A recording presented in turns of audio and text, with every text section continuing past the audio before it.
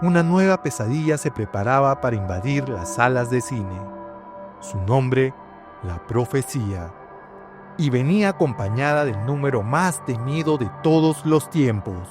El público salió del cine con un miedo que no se sentía desde El Exorcista. Generó polémica en varias regiones del mundo, y aunque no fue prohibida de forma global, sí enfrentó censura. Rodar una película sobre el anticristo no es cualquier cosa, y si hay una historia que pareció pagarlo con sangre, miedo y muerte, fue esta. Y en este momento musical de oscura frecuencia, te invito a cerrar los ojos y escuchar el eco del infierno mismo. Esta escena marcó un antes y un después. Hasta hoy, es considerada una de las muertes más perturbadoras del cine.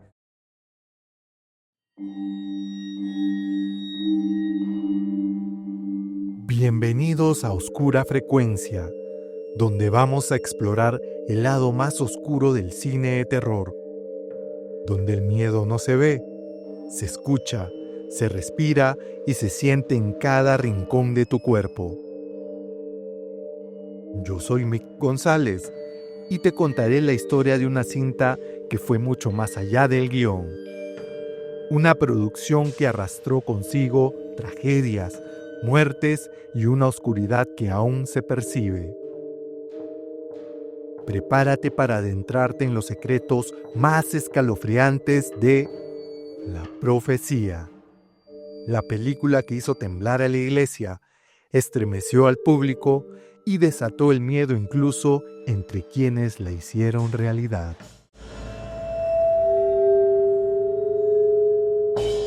Sección 1. Datos históricos e impactantes.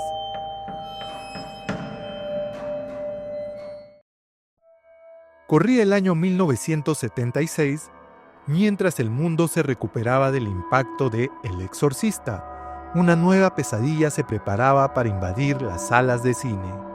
Su nombre, La Profecía, y venía acompañada del número más temido de todos los tiempos, el 666. Dirigida por Richard Donner, esta película cuenta la historia de Damien, un niño aparentemente inocente, que en realidad es el anticristo, enviado para cumplir con una antigua profecía del Apocalipsis. El protagonista fue interpretado por Gregory Peck, quien aceptó el papel poco después de sufrir la pérdida de su hijo. Un detalle oscuro que muchos consideran la primera señal de que algo no estaba bien con esta producción. El guión escrito por David Seltzer se inspiró en pasajes del Apocalipsis y en teorías reales de conspiración religiosa que circulaban en los años 70. Todo parecía una historia de ficción, hasta que los eventos extraños comenzaron a rodear la producción, lo cual explicaremos más adelante. La película fue un éxito rotundo. Con apenas $2 millones de presupuesto, recaudó más de 60 millones solo en Estados Unidos. Fue nominada a 2 premios Oscar y ganó uno, Mejor Banda Sonora, gracias a una pieza que parecía salida del mismo infierno, Ave Satani. Pero el impacto no solo fue económico. La profecía sembró el verdadero miedo. Miedo al mal disfrazado de niño, miedo al destino ineludible, miedo a lo inevitable.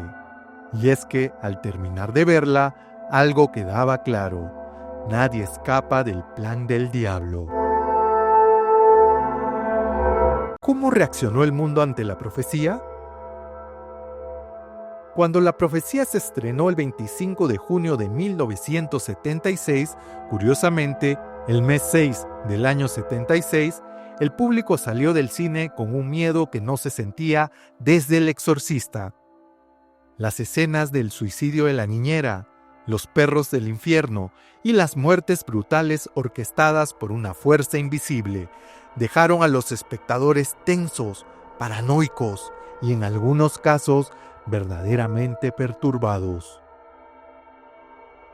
Hubo quienes abandonaron la sala, Otros no podían dormir por días, y los más religiosos aseguraron que la película era una advertencia real sobre el nacimiento del anticristo.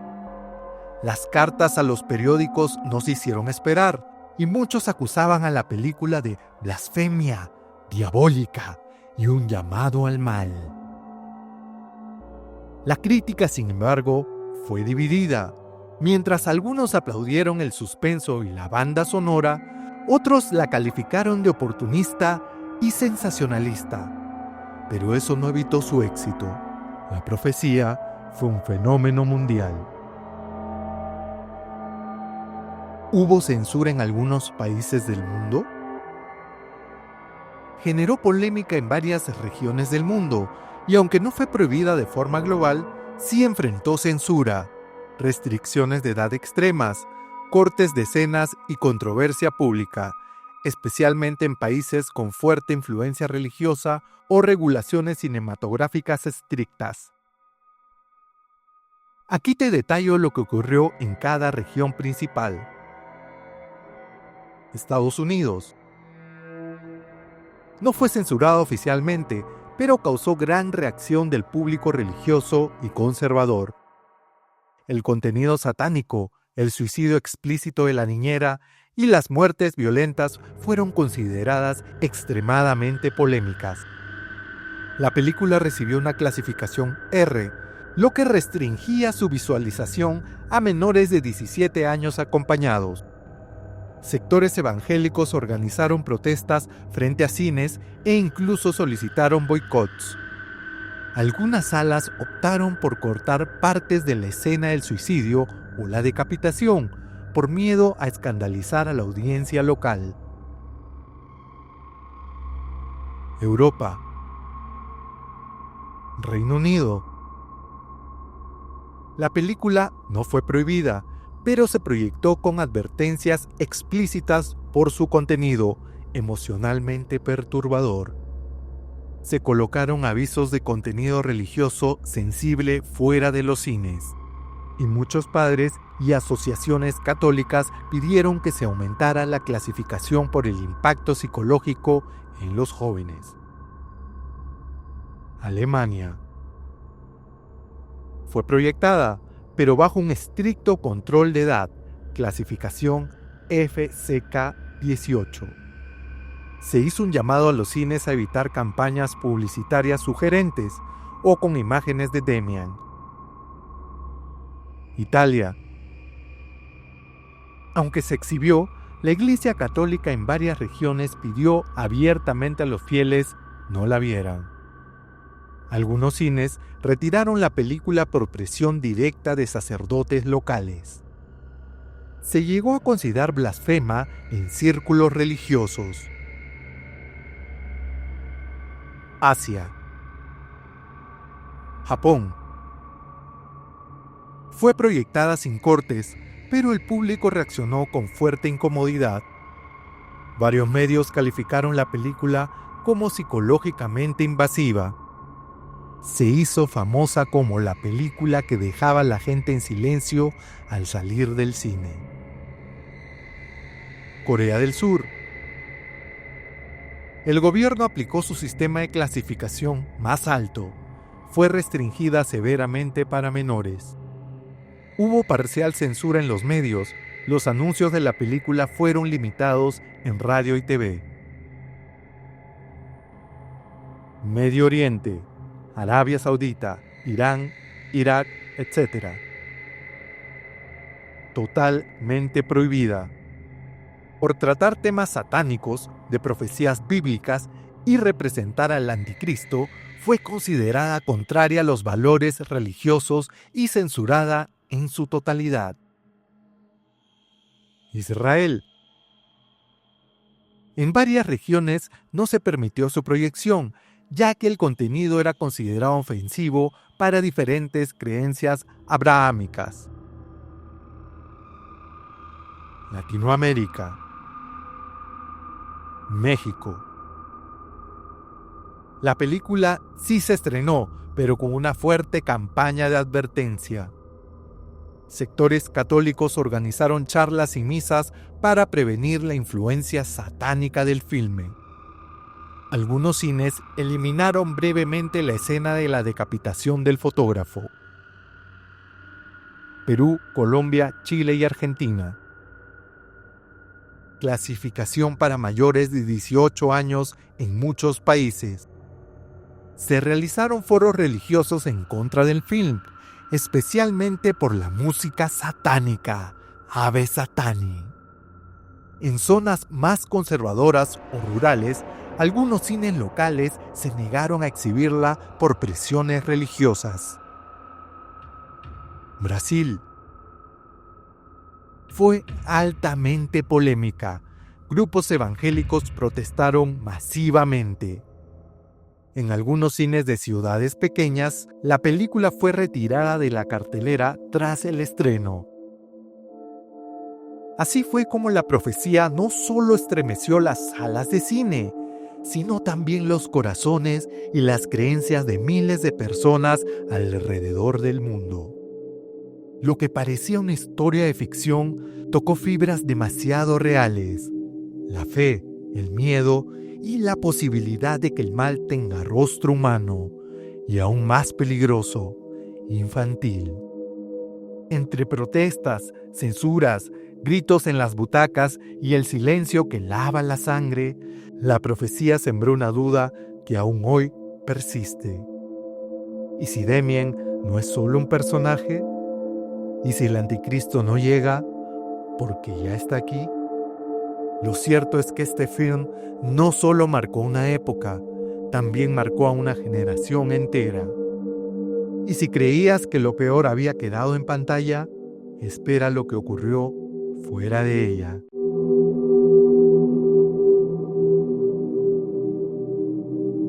Sección 2. La maldición del rodaje.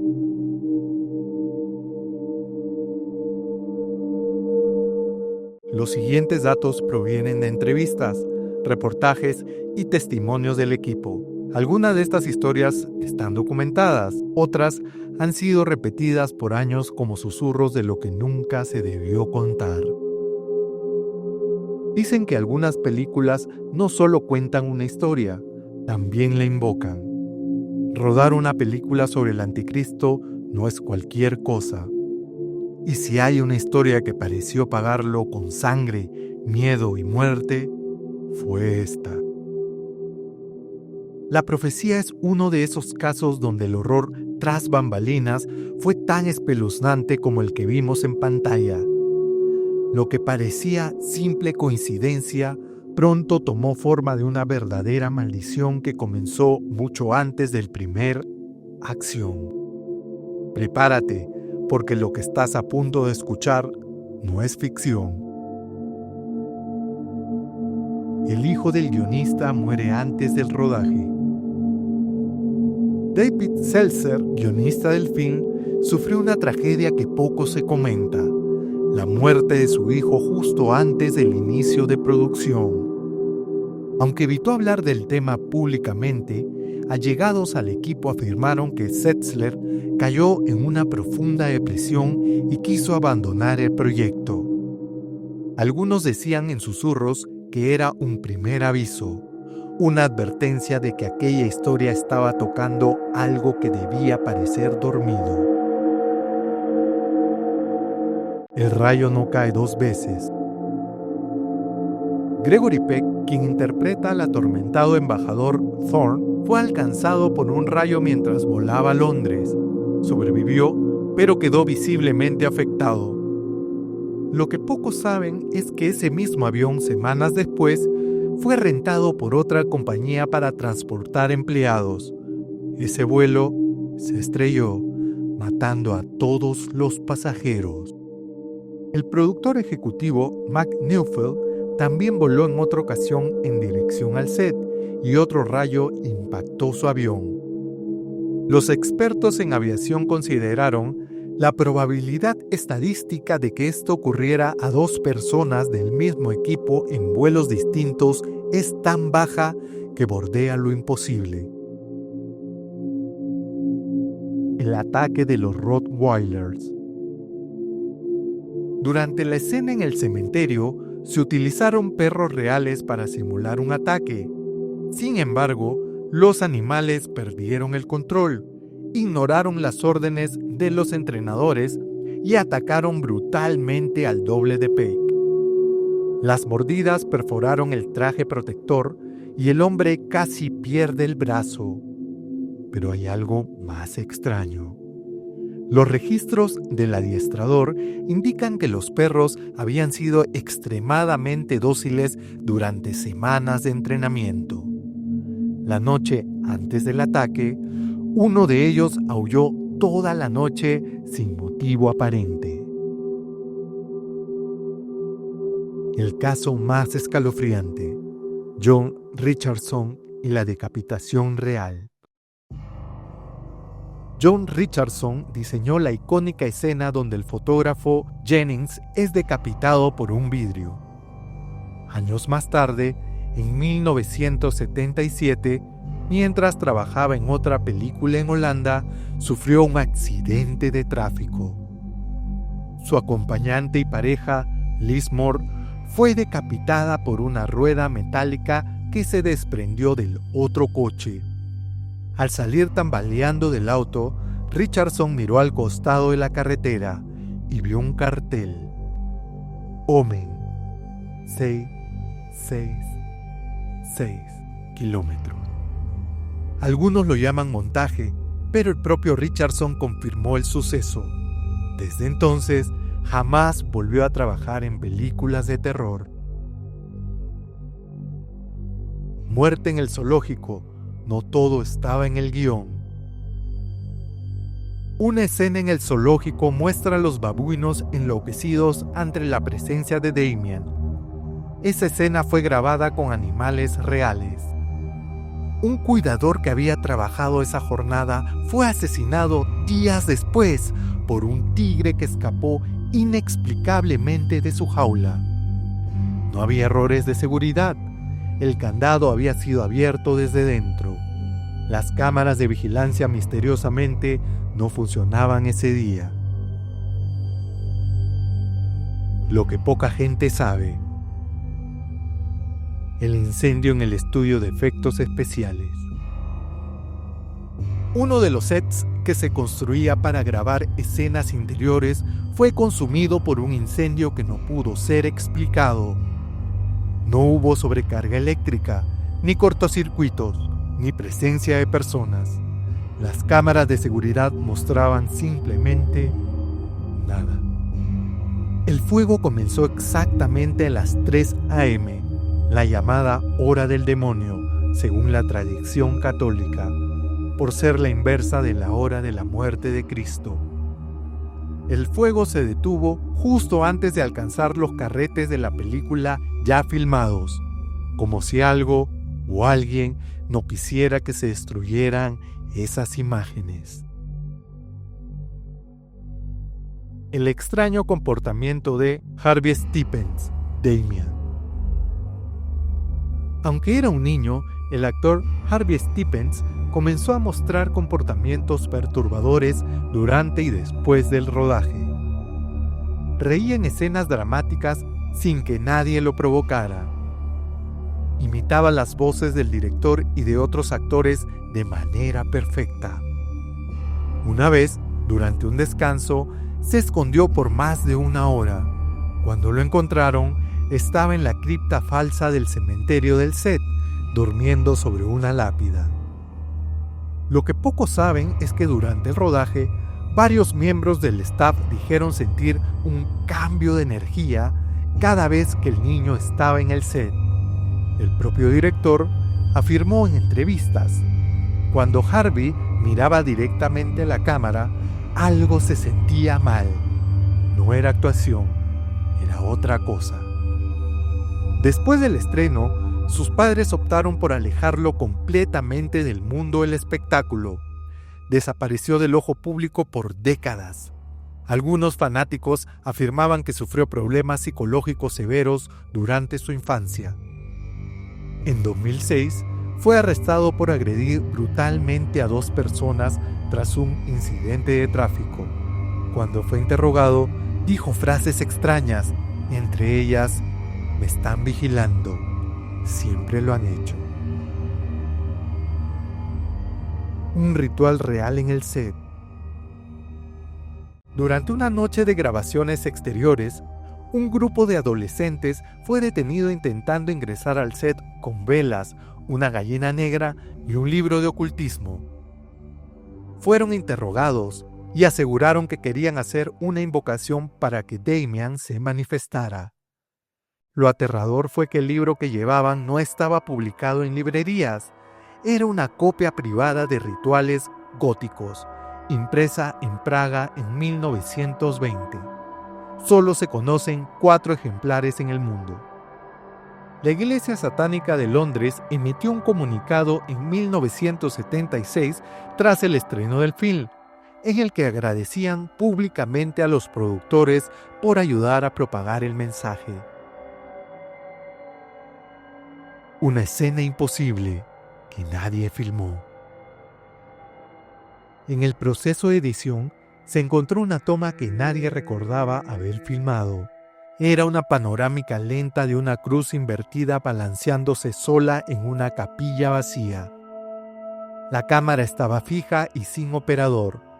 Esa escena no estaba en el guión, ni fue programada, y el número de carrete no correspondía a ninguno registrado. Lo más perturbador, la cruz parecía estar hecha con huesos reales. Al intentar ubicar el lugar de la filmación, no coincidía con ningún set construido por la producción. ¿Casualidad o un pacto sellado? Cuando se rueda una película como La Profecía, que toca temas tan delicados como el anticristo, las profecías bíblicas y el mal absoluto, algunos dirán que las tragedias que ocurrieron fueron simples coincidencias. Otros, más escépticos, dirán que fue marketing bien jugado. Pero hay una delgada línea entre la superstición y la advertencia. Y si algo nos ha enseñado esta historia, es que a veces, cuando juegas con el mal juega contigo. Porque La Profecía no solo fue una película, fue un ritual fílmico que muchos aseguran nunca debió llevarse a cabo, y sus consecuencias, décadas después, siguen latiendo como un eco oscuro que aún no se apaga.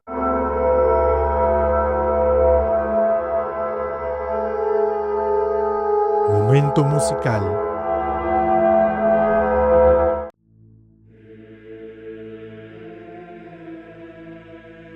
En La Profecía, cada escena está impregnada de un aire inquietante, pero hay un elemento que verdaderamente nos atrapa el alma, es la música. Y en este momento musical de oscura frecuencia, te invito a cerrar los ojos y escuchar el eco del infierno mismo. La pieza más emblemática del film es Ave Satani, compuesta por el legendario Jerry Goldsmith, uno de los compositores más importantes de la historia del cine. Pero lo que muchos no saben es que esta composición no fue un simple recurso sonoro, fue pensada como un auténtico himno al anticristo. Goldsmith le pidió a una letrista que tradujera frases religiosas al latín invertido y satánico.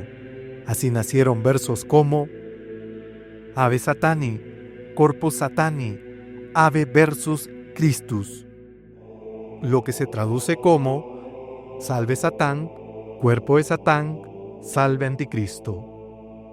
El resultado fue tan poderoso que por primera vez en la historia una canción satánica fue nominada al Oscar. Jerry Goldsmith ganó el premio a Mejor Banda Sonora y la canción también estuvo nominada individualmente, algo rarísimo para una obra tan oscura. Algunos actores confesaron que escuchar esa música los hacía sentir perturbados incluso fuera del set. Hay registros de que durante las sesiones de grabación del coro, varios cantantes abandonaron el estudio por incomodidad, sugestión o algo más. Lo cierto es que Ave Satani logró lo que muy pocas piezas han conseguido, hacernos sentir que no estamos solos en la habitación mientras la escuchamos. Una melodía que parece invocar algo que tal vez nunca quiso ser despertado.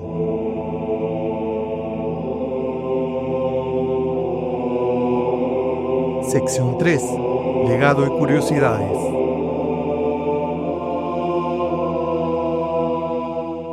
La profecía no solo fue una película, fue una advertencia velada que, desde 1976, ha resonado en el arte, en la religión, en la psicología e incluso en los miedos más íntimos de quienes la vieron.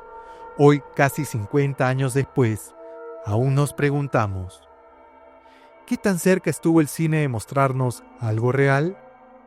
Aquí comienza nuestro recorrido por su oscuro legado. Influencia en el cine de terror moderno.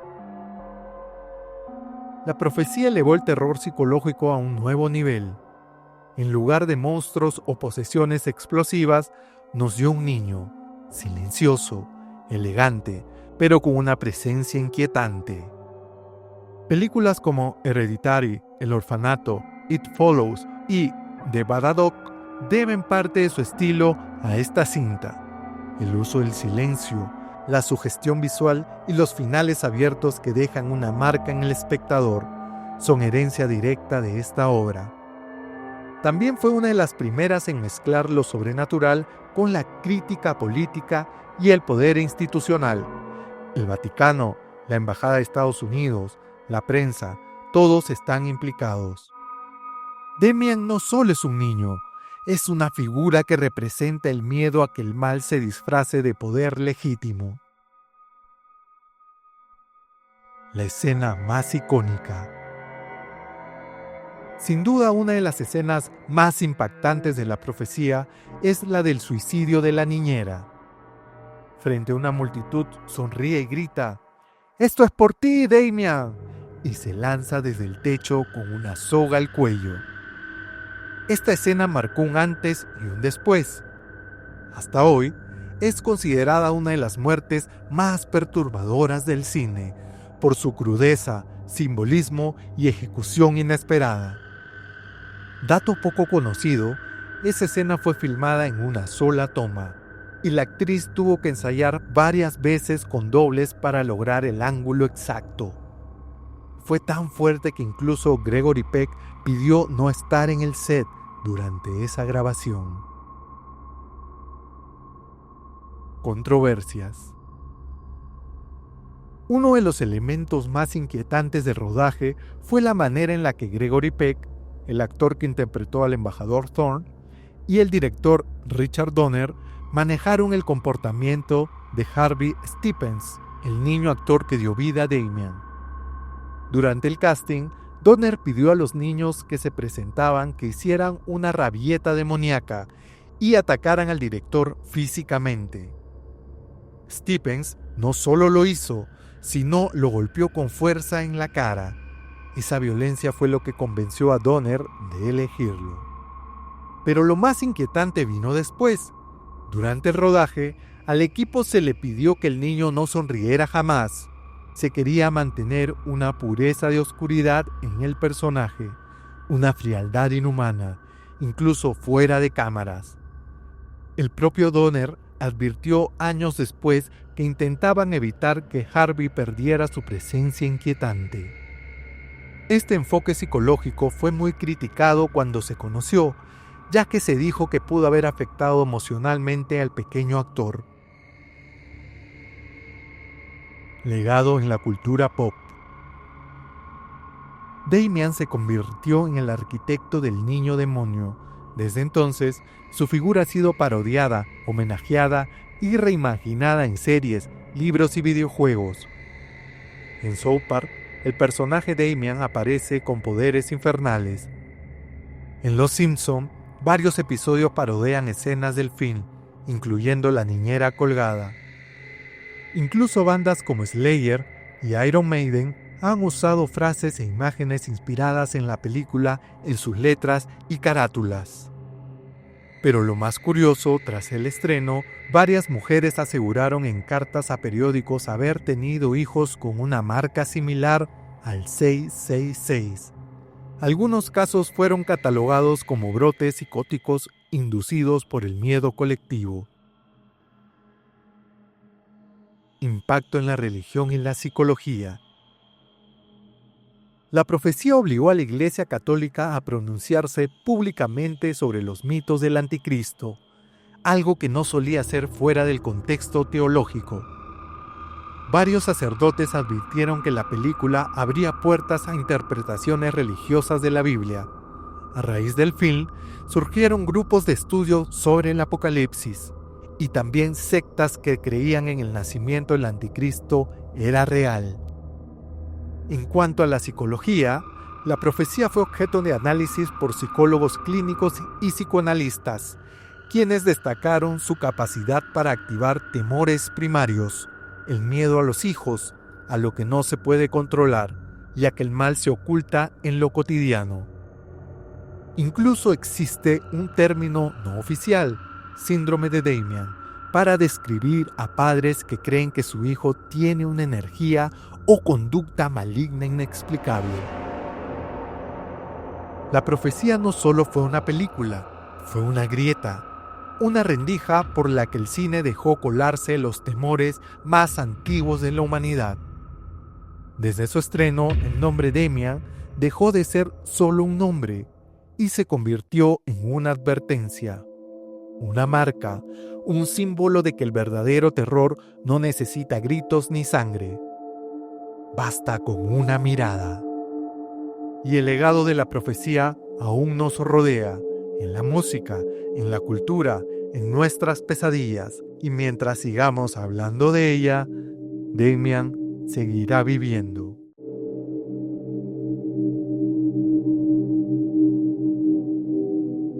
Sección 4. Estrenos relacionados.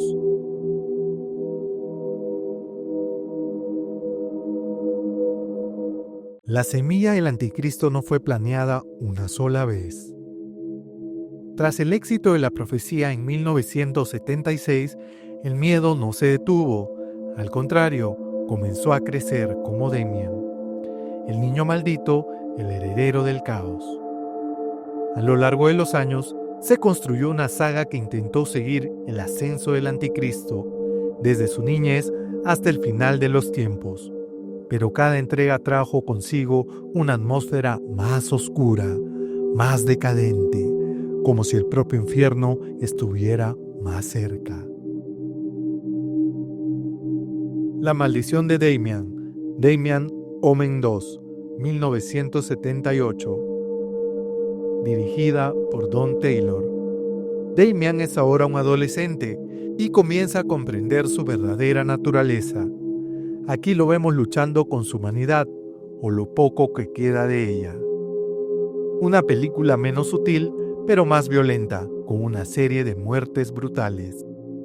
Uno de los momentos más perturbadores, la escena del cuervo y el ascensor. Inolvidable. El final de Damian, Omen 3, 1981. Dirigida por Graham Baker, Sam Neill interpreta a Damian ya adulto, político, influyente, carismático y absolutamente diabólico. Aquí el conflicto se centra en el nacimiento del nuevo Mesías y el intento desesperado de Damian por detenerlo. Una batalla religiosa, pero también psicológica, donde el destino de la humanidad está en juego. La cinta es más simbólica y menos efectiva en el terror visual, pero conserva una densidad narrativa importante.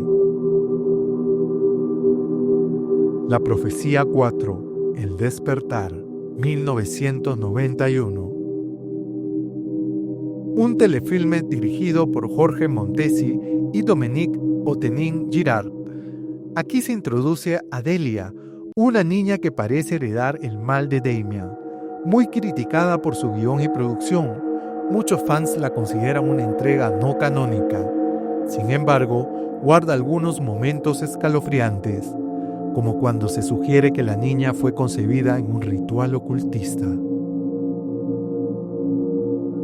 The Omen Remake 2006, dirigida por John Moore, se estrenó el 6 de junio del 2006, 6 del 6 del 6, una jugada de marketing diabólicamente efectiva.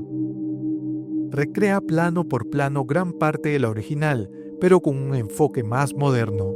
Mia Farrow interpreta a la siniestra niñera.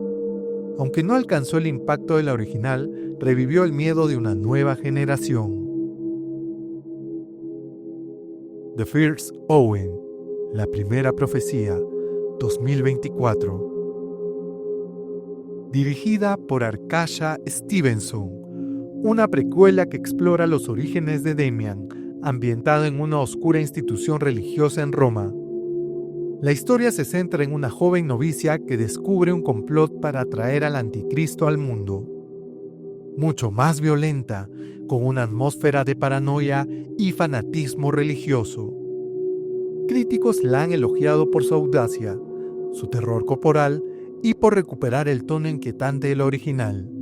Se dice que algunas escenas fueron tan perturbadoras que generaron desmayos en festivales. La saga de la profecía es como una cadena de maldiciones. Cada entrega es un eco, un recordatorio de que el mal nunca desaparece, solo cambia de forma. Desde Damien hasta Delia, desde Roma hasta Washington, el mensaje es claro. El anticristo no necesita anunciarse, ya está entre nosotros.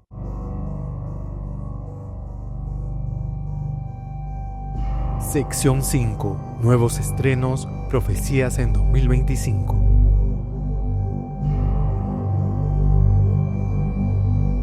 El cine ha despertado y lo prohibido vuelve a tomar forma.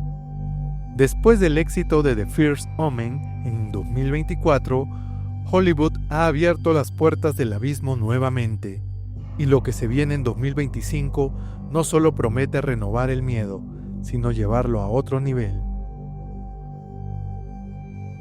The Omen Revelations, título tentativo. Aunque aún sin confirmación oficial, fuentes internas de 20th Century Studios ha dejado entrever que The First Omen podría convertirse en el inicio de una nueva trilogía. Esta secuela, si llega, se centraría en los años formativos de Damien, mostrando cómo la Iglesia y los poderosos lo protegen y moldean para su futura dominación global. El enfoque sería más político, con una atmósfera tipo El Exorcista 3 y Hereditary, mezclando conspiraciones, ocultismo y decadencia moral. Documental Damien, la historia prohibida, plataformas de streaming. Varios realizadores europeos están trabajando en un documental oscuro y filosófico que explora el impacto real que ha tenido la profecía en la religión, la política y la salud mental desde los años 70 hasta hoy. Contará con testimonios de sacerdotes, exorcistas, psicólogos y teóricos de conspiración. Se espera su estreno en festivales a mitad del 2025 y luego en plataformas como Netflix o Shudder.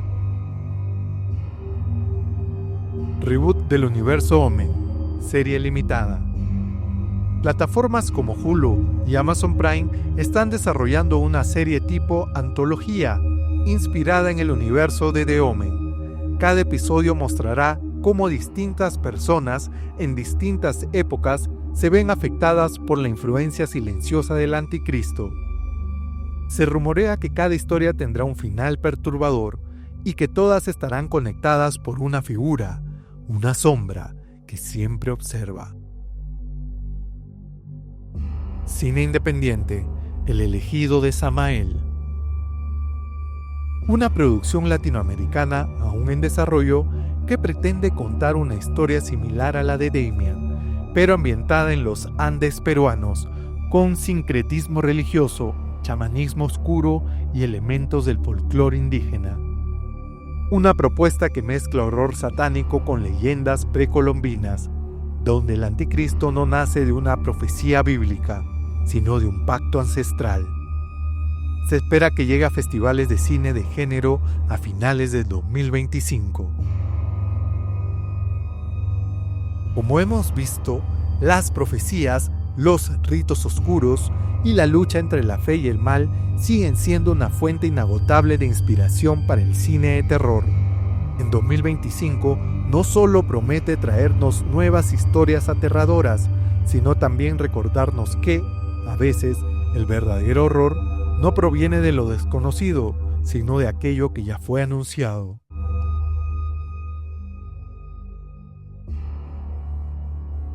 Despedida.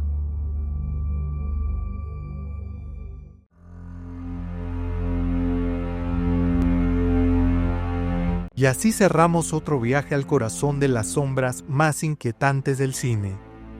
La profecía nos recordó que a veces el destino está escrito en sangre y que hay señales que no podemos ni debemos ignorar.